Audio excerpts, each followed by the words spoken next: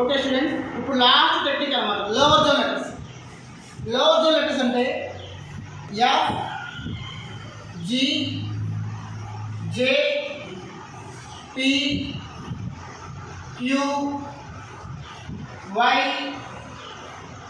Z. 7 letters.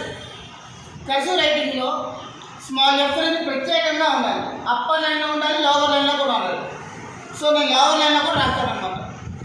ఇందాక మనం upper zone letters ముందు 7 లెటర్స్ని ఎలాగైతే కలిపి రాసామో, అప్పర్ జోన్ లెటర్స్ 7 లెటర్స్ని ఎలాగైతే కలిపి రాసామో, ఈ లోవర్ జోన్ లెటర్స్ని కూడా సేమ్ ఇదే విధంగా కలిపి రాయాలి. లైన్కి 3 టైమ్స్ చొప్పున లోవర్ జోన్ లెటర్స్, లైన్కి 3 టైమ్స్ చొప్పున మనం ప్రాక్టీస్ చేయాలి. ఒకసారి అందరూ చూడండి. ఒకసారి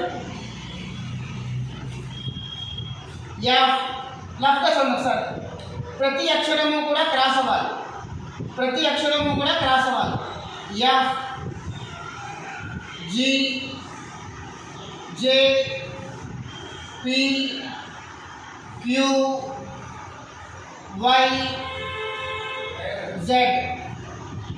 ఆ తర్వాత అయిపోయిన తర్వాత జే దగ్గర ఫుల్ స్టాప్ పెట్టాలి.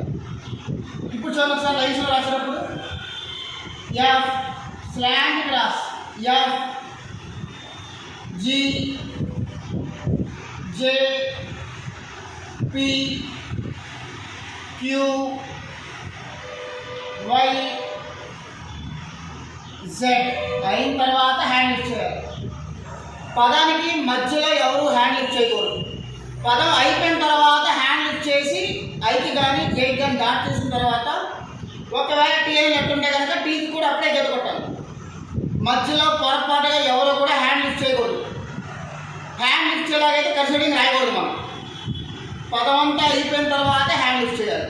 మార్జిన్లో ఒకసారి రాసాం, ఫుల్ స్టాప్, డాట్ చేయాలి. సారీ, మళ్ళీ రెండోసారి F, G, J, P, Q, Y, Z, J dot. మళ్ళీ third one F, G, J, P,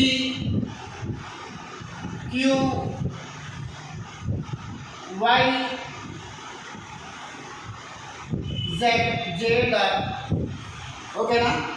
3 times చెప్పిన అనమాట. అందరూ కూడా చాలా జాగ్రత్తగా